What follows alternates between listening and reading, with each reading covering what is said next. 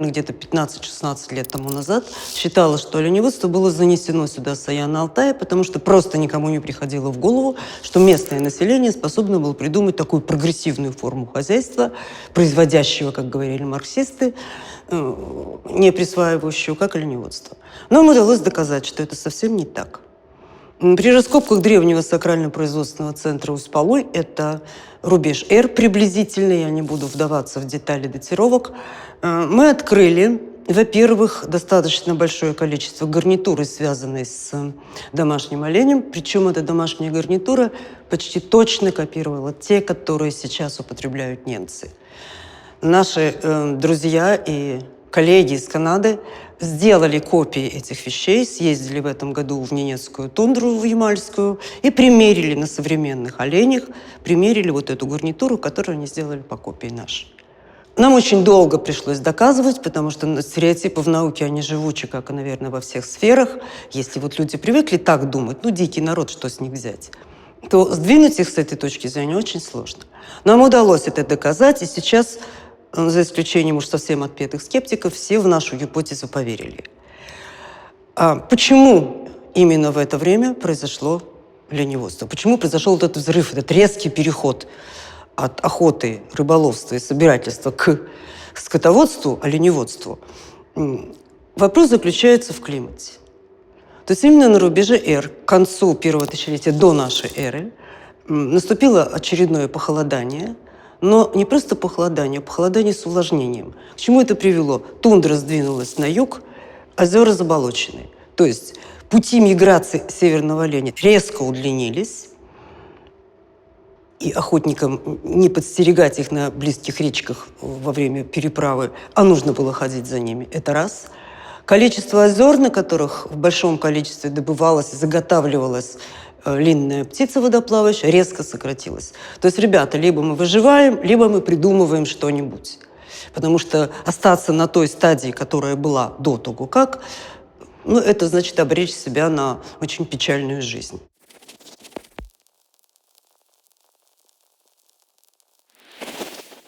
Я думаю, что это происходило в течение 100, может быть, даже больше лет.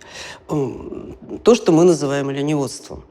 Постепенно вот от транспортного оленеводства она эволюционировала к крупностадному, то есть тому, что можно сейчас увидеть в Ямальской тундре, с чем у нас сейчас есть некоторые проблемы. Но переход к производящему хозяйству, в частности, оленеводству, это вещь очень революционная, и она меняет все. Она меняет социальную сферу, она меняет психологию, она меняет духовную жизнь людей, мифологию и так далее, и так далее. С чем мы первым столкнулись? Вот до сих пор в местной изобразительной деятельности, я не люблю слово искусство, потому что никто толком не понимает, что это такое, появляется в массе сюжет. Голова оленя, подвешенная на что-то. Причем у этого оленя всегда открыт рот и вывален язык. До сих пор олень приносится в жертву методом удушения. Это очень жестоко, но это факт, который вот уже несколько тысяч лет практикуется местными народами. При этом у оленя, естественно, открывается рот и высовывается язык. То есть они освоили новый тип хозяйства. Им нужно было зафиксировать это на святилище, на сакрально-производственном центре. Им нужно было показать, что вот у них произошли такие перемены, и вот, пожалуйста, они начали это изображать. То есть мы имеем, что касается непосредственно оленеводства, это вся, так сказать, оленья гарнитура и транспорт, и плюс принесение в жертву, потому что диких зверей в жертву не приносят. Если вам где-нибудь попадется, что привели на святилище медведя и там принесли его в жертву, не верьте, это невозможно по определению. В жертву приносит божеству, я приношу, я владею. Поэтому я приношу ему своего домашнего оленя. Но, естественно, что вот эта вот революция в экономике должна была неминуемо привести к революциям в остальных сферах. Появляется статусное искусство.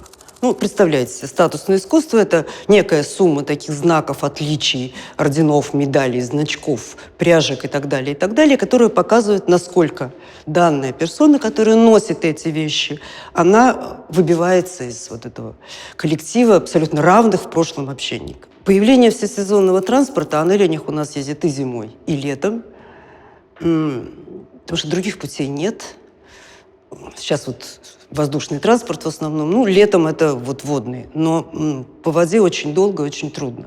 Военные походы, дальние торговые маршруты и так далее – все связано с оленем. Олени становятся еще мерилом богатства.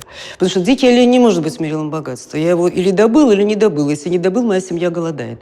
А если у меня стадо в 1000 голов, я богатый человек. И я его наращиваю, чтобы растилось это богатство. Понятие богатства появляется. В результате мы имеем огромное количество, с XI века начиная, огромное количество импортов, во-первых, причем импортов самых разных. Это Иран, это Византия, это Северная Европа, это Волжская Болгария, то есть нынешний Татарстан и так далее, и так далее. Более того, вот у этой элиты формируется понятие моды. Понятие того, что престижно, а что не престижно. Ну да, конечно, мы носили пряжку с медведем. 200 лет носили, это было прекрасно. Но, ребят, в моде это совсем другое. И они начинают возить серебряные украшения оттуда, и полностью меняется вот этот статусный набор. Полностью меняется этот набор украшений.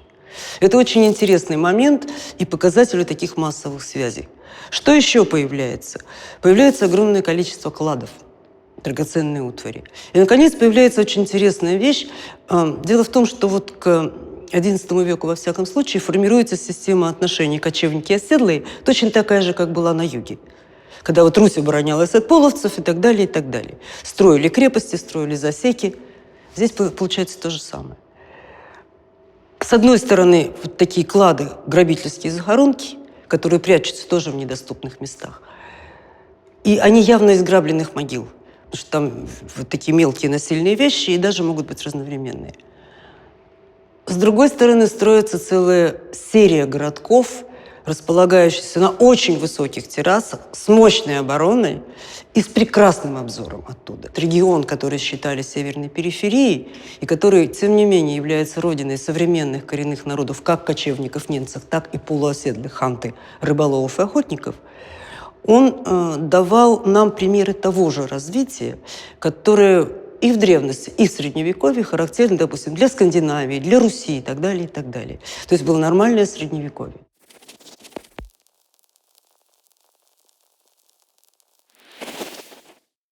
Другое дело, что их довольно жестко присоединили к российскому государству, и всегда, когда сталкиваются два, так сказать, уровня, вот один уровень все-таки до какой-то степени феодальный, средневековый, какой угодно. А с другой стороны, централизованное государство.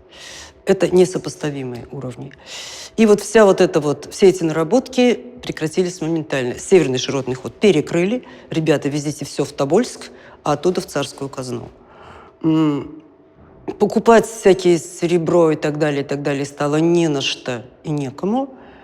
Но зато рынок заполоняли буквально изделия русских ремесленников. Единственное, что осталось, где-то тоже в конце первого тысячелетия нашей эры сформировался внутренний рынок. То есть тундровики приезжали, допустим, на Войкор, на реку, есть такая река, и там стоял Войкорский городок, и покупали у них деревянную посуду, бересту там и так далее. А им привозили шкуры, песца, там, моржовую кость и так далее, и так далее. Вот этот рынок действовал вплоть до XIX века. Российскому государству важно было получать как можно больше мехов. Меха для вот этого времени, нового времени, становления российского государства, и вплоть до, я не знаю, до времени Екатерины, может быть, и позже, меха это были такой же международной валютой, как сейчас нефть и газ. Все войны Российской империи и российского государства велись на средства, вырученные от продажи пушнины. Ну как упустить такой рынок? Тут уж не будешь думать о том, что вот князь Тайшин там потерял свое влияние или не может теперь торговать. А меня, российского государя, это меньше всего касается, мне нужны деньги. Я веду войны, я там обороняю рубежи своей страны и так далее, и так далее. Поэтому, да, но это, между прочим, не только наше явление, это зафиксировано и на Дальнем Востоке. Когда сталкиваются две культуры, стоящие более или менее на одном уровне, ну, более или менее, одна немножко повыше, другая немножко пониже, там идет взаимодействие. Когда на тот же Дальний Восток пришли Россия и Япония, все. Они опять же преследовали свои государственные интересы. Им было совершенно безразлично, что они там привыкли с кем-то торговать, привыкли куда-то ездить. Нужно было получить свою выгоду. Это совершенно естественно. Очень хочется верить, что современный нефтегазовый комплекс не возьмет это за идеал.